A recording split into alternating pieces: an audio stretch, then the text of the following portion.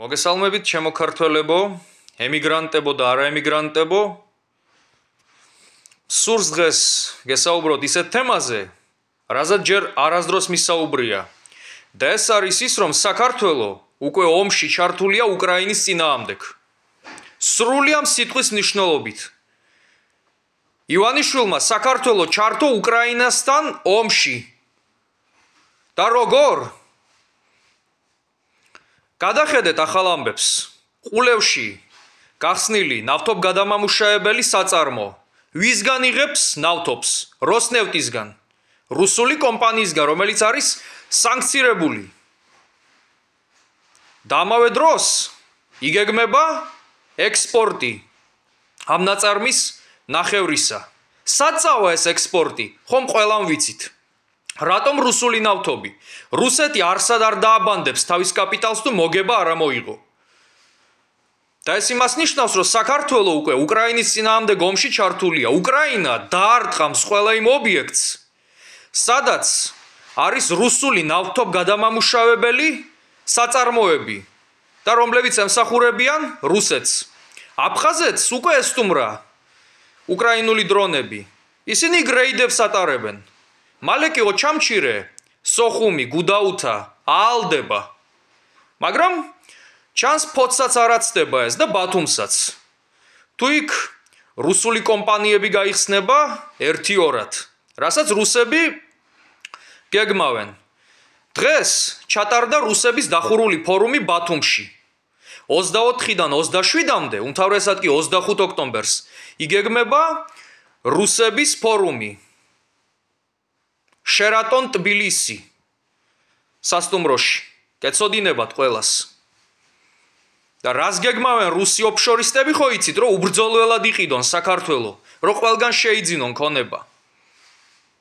და ბიძინა ივანიშვილი, რომელიც თავს მიიჩნევს საქართველოს მმართველად, ის სრულიად არის უკანონო. მან თავისი თავი გამოაცხადა უკანონოდ, იმიტომ რომ თავისი დაპირება თვითონვე თავისივე ხელით დახია. ის ამბობდა, მახსოვს მისი მიმართვა 2013 წლის და ის მოცემულია მისივე ერთგული დეპუტატის ომარ ნიშნიანიძის ერთ-ერთ წიგნში შესავალი ისტორიისა. და იქ ივანიშვილის ინტერვიუც არის ჩართული, რომ თუ ახალგაზრდებს არ მოწონს არსებული რეჟიმი, მათ აქვს უფლება რომ შეცვალონ ეს ხელისუფლება, რომელიც არ მოსწონთ. ეს არის ბიძინა ივანიშვილის სიტყვები. მაგრამ ბიძინა ივანიშვილმა დახია თავისივე დაპირება.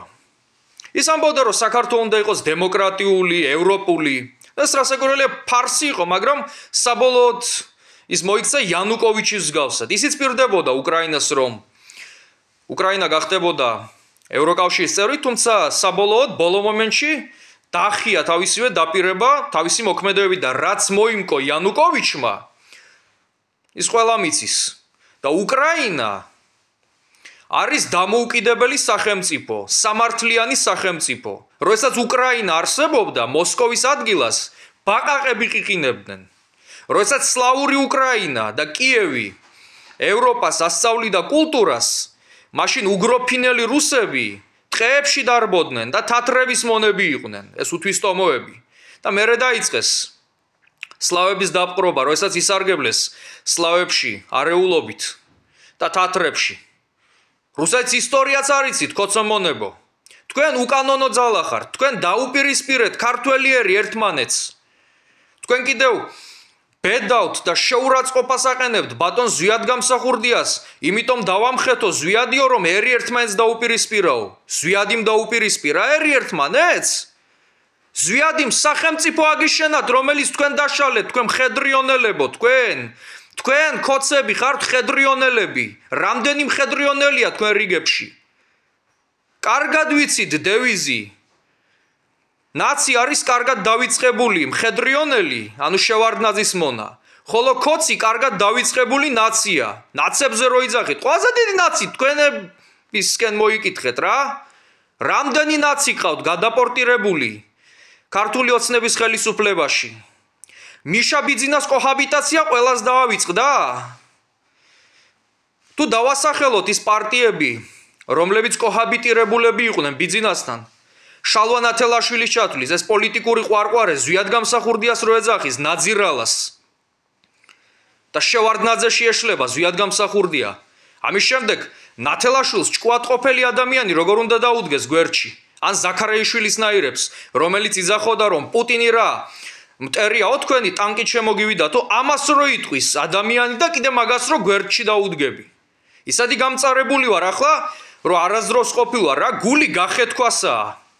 ეს ხელისუფლება, რომელიც ადამიანებს აკავებს სამშობლოს სიყვარულისთვის. ახლა ომში წრთავს საქართველოს და ტყუილად არ არის რუსების ინტერნეტ აფიშები, რომ ქართველებმაც მიიღეთო მონაწილეობა უკრაინის წინააღმდეგ ომშიო. ბიძინამ კარგად გათვალა ყველაფერი და გამოიანგარიშა, რომ უკრაინას ჩაუტაროს პროვოცირება, საქართველოს ჩართოს ომში და გარეკოს ქართველები უკრაინის ფრონტზე. აქ რუსები ჩამოსახლდება, რამდენ რუსს ვამჩნევ კერძო იურიდიულ კომპანიებში, რამდენ რეიდს ვატარებ მეგობრებთან ერთად. რამდენი რუსი არის იუსტიციის სახლებში, ქუთაისში, თბილისში, ბათუმში. რამდენი არის კიდევ რუსი ნოტარიუსებში და უკანონოდ აფორმებენ საბუთებს. ფიქტიურ ქორწინებებსაც კი აფორმებენ, რომ მოქალაქეობა მიიღონ. კოცები რო იძახიან კიდევ, ვითომ ჩვენ გვინდა ომი, ჩვენ გვინდა დაპირისპირება, ჩვენ ვართ უღმერთოები, პიდარასტები, უღმერთოები, ქვეყნის ომში ჩამთროები და ერთმანეთთან დამპირისპირებლები, თქვენთან მოიკითხეთ, თქვენ აღმოფხვერით რელიგია საქართველოში, თქვენ რელიგიას დაარტყით. ჯერ კიდევ 2013 წლიდან და ყველას ახსოვს რა, ჭეშმარიტი სამღვდელოების აჯანყება თქვენს წინააღმდეგ, რაც დღემდე გრძელდება. თქვენ გამოვიგინებით ახალგაზრდები, თქვენ ჩაგვაგდეთ ამ ხელა მძიმე ცოდვაში, რომ რისხვა და გინება უკვე სიცოცხლის ჩვეულებრივ რიტმად იქცა. არადა ეკლესიებში უნდა დავდიოდეთ, თუმცა ეკლესიაც გარყვნილია, სადაც პედოფილები, ნარკომანები, მკვლელები არიან, სადაც დედაოები და მამაოები მრუშობენ. შეგახსენოთ, დედაო, რომელიც ავტომატით ხელშია, ერთ-ერთ ფოტოზე. და ის მამაო, რომელიც მის გვერდითაა კიდევ ერთად რო ისვრიან ბაღში. შეგახსენოთ, როგორი დედაოები და მამაოები გყავს. შეგახსენოთ? თქვენ ბიჭო, ვინ ახართ, რა ხელისუფლება ხართ ასეთი, თქვენი მომყვანის დედავატირე.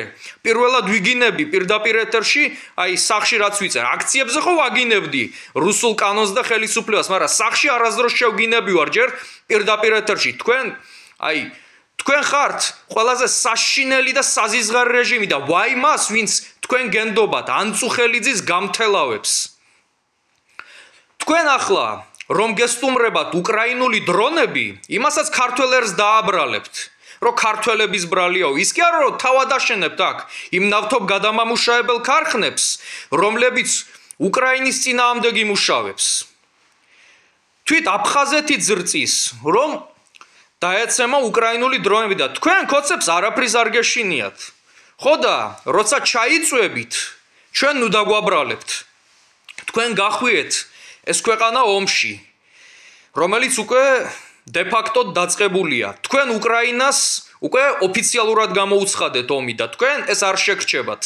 Украина не смирится с НПЗ, которая служит России. Будь оно в Грузии, будь оно в Румынии, в Венгрии, в Словакии или где бы ни было.